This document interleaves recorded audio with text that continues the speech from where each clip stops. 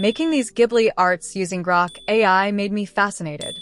Thus opened vast possibilities with it, for instance, making comic books, print-on-demand t-shirt designs, etc.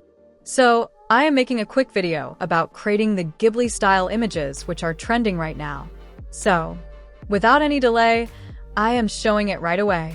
Head over to Grok AI and upload an image. I have a picture of a man using a coin-operated binocular telescope that I had downloaded from pixabay.com, which is a copyright-free image for testing purposes.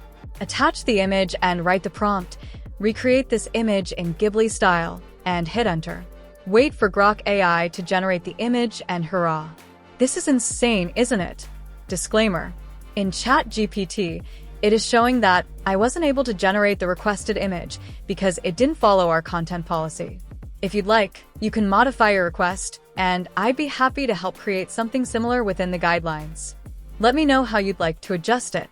Note that all the images used in the video are only for education purpose, and make sure to use it wisely and check all the facts regarding them before generating any images for any commercial purpose. This is Ashley, signing off.